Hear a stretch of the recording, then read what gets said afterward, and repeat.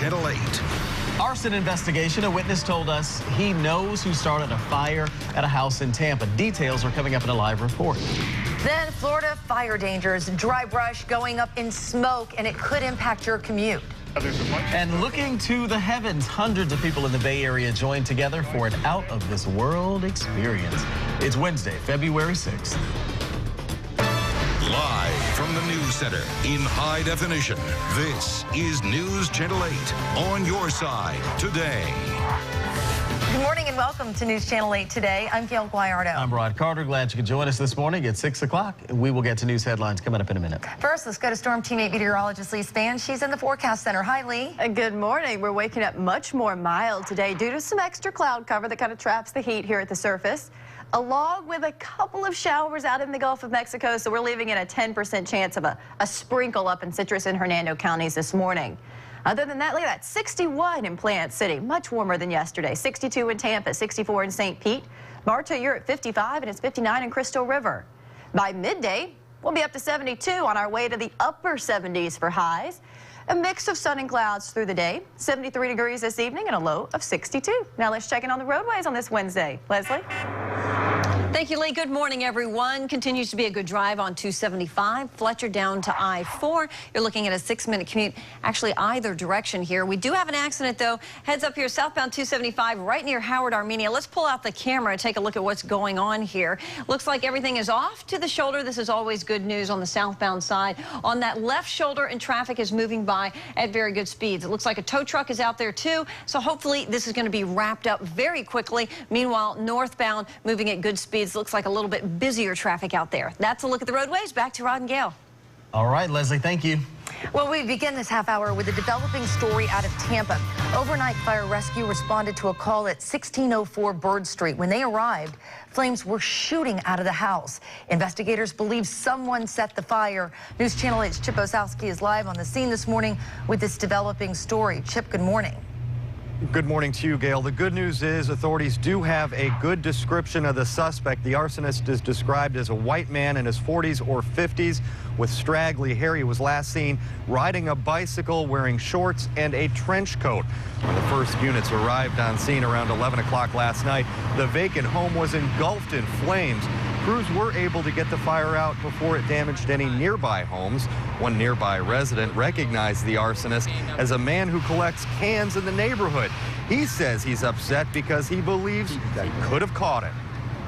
I'm mad because I didn't clothesline him. I could have caught him, but he rolled by me on the bicycle. I could have clotheslined him, but I'd have had a shot. And authorities are trying to figure out if the arsonist used an accelerant to start that fire. They're also working to determine the fire's origin. Thankfully, authorities say there were no injuries. Gail? Now, that is great news. Okay, thanks, Chip. Well, anyone with any information on this fire is urged to give the Tampa Police Department a call. New this morning, Hillsborough Fire Rescue put out 2 house fires that happened in the overnight hours. A family living at 4007 Highgate Drive in Valrico said the power went out in their home. Then they heard a loud bang outside. They ran out to check and found that the attached garage was engulfed in flames. This is a picture of the flames provided by Hillsborough County Fire Rescue. Everyone who lives there did make it out safely. Another house fire left a family homeless at 7221 Cortez Street North in Tampa. 2 people woke up to the smell of smoke and ran outside. Hillsborough Fire Rescue is investigating. The Red Cross is helping the families displaced in both of those fires. Florida's brush fire season is getting off to a roaring start. In fact, crews are watching a 200-acre brush fire. This one is near Pasco County, which got dangerously close to some homes. But the danger is not over. News Channel 8's Peter Bernard explains why smoke from this fire could make for a treacherous commute this morning. That's the sound of Florida's dry brush going up in smoke. Harsh plants are brown, so it doesn't take much to ignite an out-of-control fire.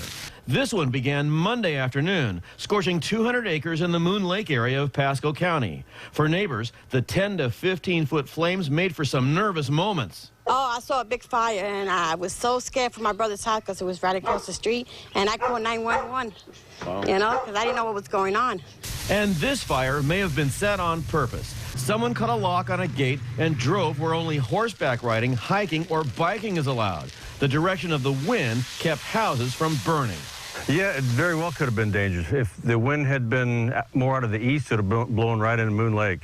Unless the heavens open up soon, this could be the first good-sized fire of a season of many more to come. And long after these flames are gone... we're going to babysit this probably till the summer rains start. Really? Yeah. And that could be in June. Peter Bernard, News Channel 8. And this morning, drivers in West Pasco County should be on alert. Now, you may drive into some smoke and some fog in those areas of State Route 52 and the Suncoast Parkway. If the wind shifts, drivers on US 19 will also need to be extremely careful. Lance Armstrong has until the end of the day to speak to the U.S. Anti-Doping Agency. It's one of the big stories happening around America today. If Armstrong does not, his lifetime ban will be irreversible. The U.S. ADA set today's deadline for Armstrong to fully cooperate in its investigation in return for possibly lifting his lifetime ban from cycling. Last month, Armstrong admitted to using performance-enhancing drugs to cheat his way to a record 7 Tour de France titles. The Boy Scouts of America is slated to vote on its ban on gay members and leaders. The organization's National Executive Board is meeting in Texas, where they're considering reversing their long-standing policy of excluding gay members and leaders. The measure would allow local troops to decide the issue for themselves. Today's vote comes just 7 months after the organization reaffirmed its ban on gay members. Well, the racketeering trial against reputed Philly mob boss Joe Legambi ended in a mistrial. Jurors deliberated for 3 weeks on more than 60 counts against the alleged mobster and 60 other men. Federal prosecutors must now decide whether to retry the case.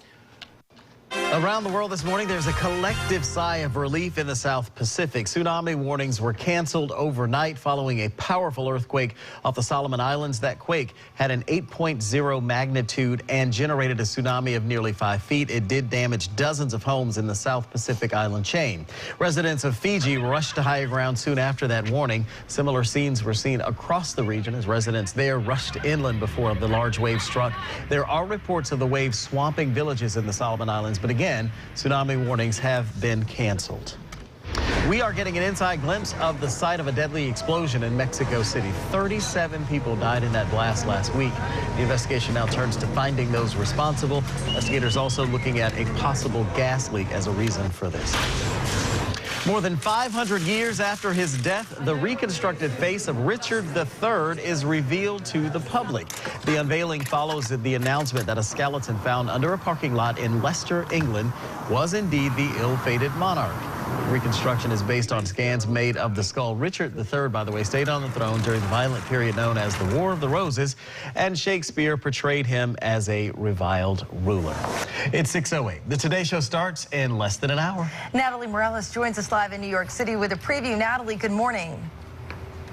Good morning, Gail and Rod. And coming up on this Wednesday morning on Today, we are following that breaking news about that powerful earthquake triggering a tsunami in the South Pacific. At least 5 people are dead and more than 100 homes destroyed in the Solomon Islands. We'll have the latest. Also ahead, we're getting our first look at the bunker where an Alabama boy was held hostage for nearly a week as officials reveal explosives were found at the scene. We'll get a live report. Then what Lindsey Vonn is saying this morning about her season-ending crash and her chances of competing in Sochi. And speaking of the Winter Olympic Games, today marks the 1-year countdown to the start of the competition, and we're going to go live to Sochi, Russia. Plus, we've turned our own plaza into a ski slope here, Mount Rockefeller, for a very special celebration with a host of Team USA hopefuls. All we get started on a Wednesday morning right here on Today. Not sure where they got all that snow from, but if they waited just a couple of days, Gail and Rod will have the real thing out here. Yeah, that's for sure. Now, are you going to ski down the slopes? Yes, I am. So I'm going to have a special glove for this hand. Are you good? That's how this happened. Oh, okay. So I was good until this happened. Okay, gotcha. All right. Thanks, Natalie. We'll be watching. All right, at 6:09, coming up, we're going to show you some breathtaking pictures taken from the Hubble telescope. And looking to the heavens, meet a group of Bay Area stargazers who are watching the skies from some pretty amazing celestial events. And as Richard III would say, traffic is the winter of our discontent. We've got an accident, folks. Coming back, I've got the details. It's all coming up with your True Speed traffic. And it is certainly more mild out there this morning with some extra clouds. In fact, windy in Brooksville is at 57. Yesterday, she was in the 30s. It's going to be a nice warm afternoon, too. Look at Lakeland. A high of 81, 77 in Tampa. We'll hit 79 in Plant City and 76 degrees today in Bradenton. Don't forget that Storm Team 8 is now on the radio with our Clear Channel partners. Check us out on News Radio 970 WFLA. And I'll be back to let you know how much warmer we get before the weekend. It's 6:10. You're watching News Channel 8 Today. We always invite you to like us on Facebook. Just search for News Channel 8 Today.